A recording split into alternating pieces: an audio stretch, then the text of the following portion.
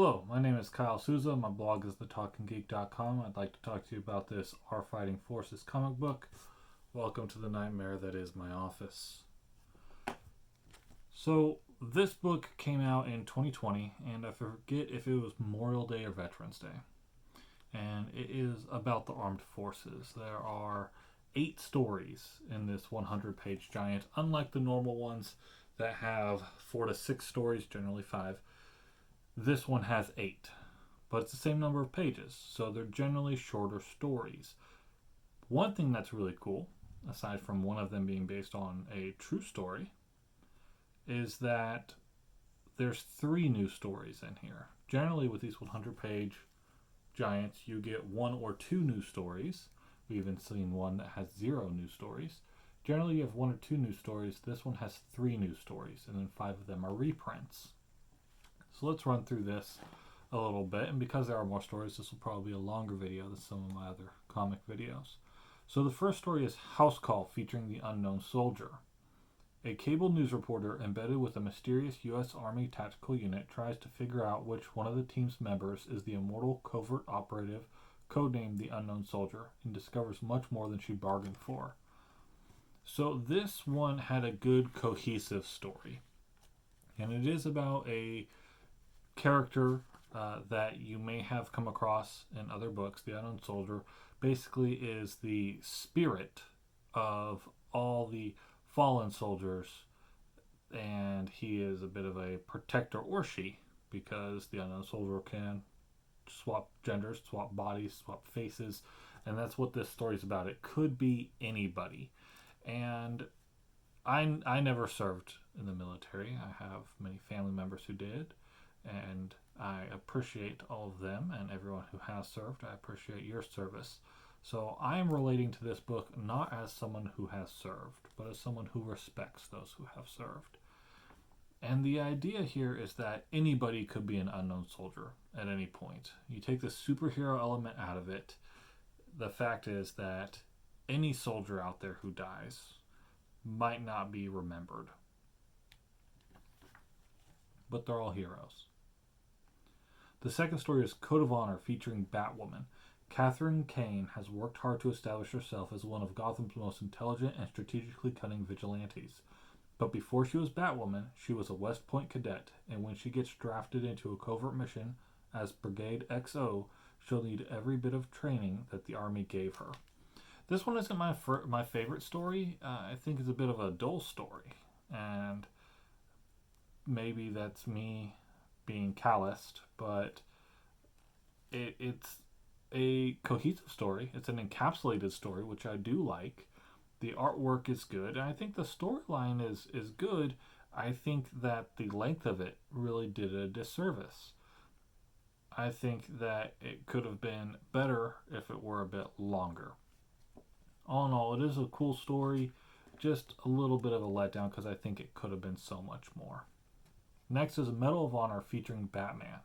To save a friend from seemingly insurmountable odds, the Dark Knight detective must summon every ounce of his skill and bravery. This tale is based on the true story of, and I'm sorry if I mispronounce this, U.S. Army Specialist Salvatore A. Giunta, who was awarded the Medal of Honor for his service in Afghanistan, the first living soldier to receive that honor during the global war on terrorism. And I believe the first living soldier to receive that since Vietnam, though I may be mistaken there. So that's really cool. And one note that I want to take out, so I don't think that the text necessarily lined up with the story the best. They put Batman in place of the soldier, and I think that's a really cool thing, but I think it doesn't quite make as much sense with Batman as it does with a soldier. And I wanted to read this note because I thought it was a really cool note. Aside from this story being in partnership with the National Medal of Honor Museum, to best honor this real-life story, nearly all of the above dialogue has been adapted from President Barack Obama's November 16, 2010 speech as he presented the Medal of Honor to then Specialist Salvatore A. Giunta, United States Army, for his bravery and valor in the Korengal Valley, Afghanistan on October 25, 2007. He is the first living soldier to receive that honor since the Vietnam War. So that's where I got that factoid from. And it is dedicated for Staff Sergeant Salvatore Giunta, Sergeant Joshua Brennan, Specialist Hugo Mendoza, and all our real heroes. And a lot of people participated in this. 6 people. You had the story, the comic adaptation, the artist, the inker, the colorist, the letterer. So it was definitely a thought out story. Some great artwork there, right? Like I said, Batman stands in for the soldier. So very cool artwork. And a cool story. I just feel like it would have been great to see it as a soldier. I don't know why that wasn't good enough. But also, maybe Sergeant Giunta, again, hopefully I'm pronouncing that at least close to right, preferably right. Maybe he's a big Batman fan, and this made his day, and I hope so. I hope he's a Batman fan. If you're going to honor somebody, you should honor them the way that they want to be honored, you know? Then we have Frozen, featuring Skull and bots. Combat has always driven technological development, and a military that doesn't invest in new battlefield hardware is destined for defeat. Working the bugs out of a new system, however, is the real challenge, especially during the first contact with the enemy. So several of these stories do have some foul language in them, some adult content. They are about soldiers in the army, and I don't know if you've ever been around soldiers, airmen, seamen, marines, etc. They don't always use PG language. But this is the most kiddie style book in here, or story in this book. There is still some language in it. And aside from being about a robot suit, it's about a mech suit, suit that a soldier wears to go into extreme situations, and that failing, that's the premise. But really the outcome has to do with government spending and overreach and military budget and that kind of thing. And while I do think it makes a good point, I'm not sure this was the book to put it into. I do feel like it does undercut the message or purpose of the book a little bit. Then we have Knife Fight. 2 experienced commandos, each determined to fulfill their mission, face off against one another, and failure is not an option. This story confused me. I don't get it. I tried getting it. I tried really hard to get it. I read it twice. I read several parts of it multiple times. Like I went back, I was like, what? And then I'd go finish, and then I go back in, like, hold on. But I did read the whole thing twice, and I just don't quite get it. And it's a cool story with the pictures, but the words only halfway make sense. Maybe so it's a fight between a male and a female commando, right? And apparently one's good, one's bad, whatever. They're both fighting for their own side. They each think they're the good guy, except maybe the guy does seem to think that he's the bad guy. Maybe you're supposed to read it once with just her words and then once with just his words. But see, that doesn't make sense, because his words, especially in the beginning, don't really follow the story. And then her words at the end don't really follow the story. And I'm just really confused. Maybe I just don't get it. Maybe it's just too high concept for me. I did not enjoy that story. I don't get it. A Last Full Measure is the next story. The unquiet dead return to Gettysburg, Pennsylvania to take revenge against the living. Okay, so this one is about a war reenactment, and you do start out on the Confederate side. Confederate soldier Ghost basically possesses a reenactor, and I had an uneasy feeling at the beginning, because I was like, how much praise are they going to give the Confederacy here? Because that just doesn't sit well with me. And then we do get a Union soldier in there, in his ghost corpse, correcting them and everything, and rebuking them, I should say, not correcting, but really rebuking. And the point at the end, though, is a good point. At the effort's conclusion in October 1873, some 2,200 bodies had been transported to cemeteries in North and South Carolina, Georgia, and Virginia. And that's so a 2-year task to remove Confederate dead from the battlefield at Gettysburg. It took 2 years to remove 2,200 bodies ish. Approximately 4,700 Confederate soldiers were killed in the battles of Gettysburg. So the point is that 2,500 soldiers of the Confederate Army, which are, I know this is controversial, kind of Americans, they were trying to, they did declare themselves a different country, Confederate States of America, as opposed to the United States of America. So they weren't U.S. Americans. They were a different country Americans. Like Canadians are also on North America. Mexicans, also from North America.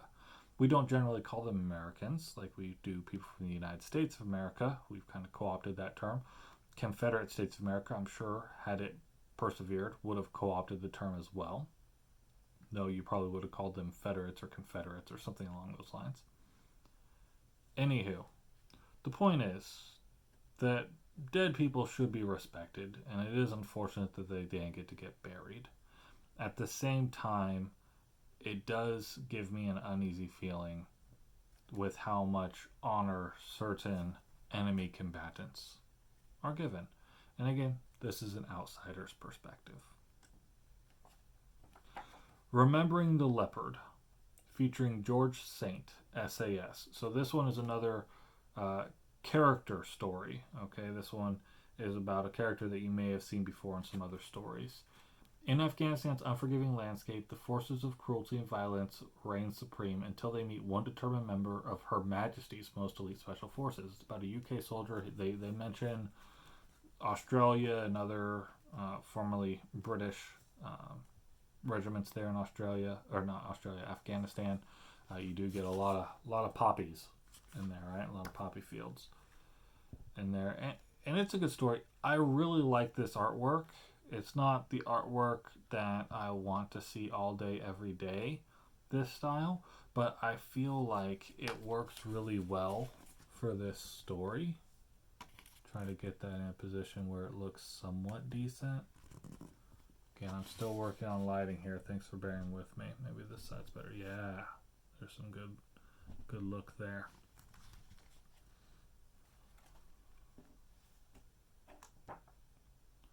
The last story is survival mode. Sergeant Derek Fishman made it out of Iraq alive, but he left a piece of himself behind. The civilian life is making it harder and harder to find it again. This one will hit you in the feels. Okay, this last story, definitely the most potent story in here.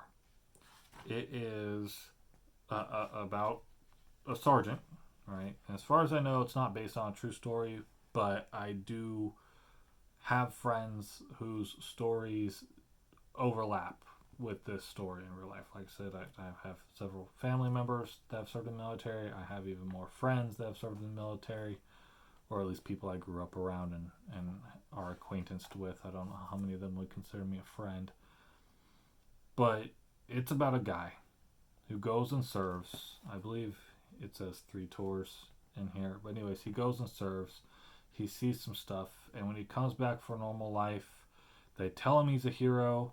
And he keeps getting told he's a hero. But he also keeps getting told he's not going to get the job that he's interviewing for. And he keeps getting told that he's served his country and he's done enough, but he's having trouble paying rent.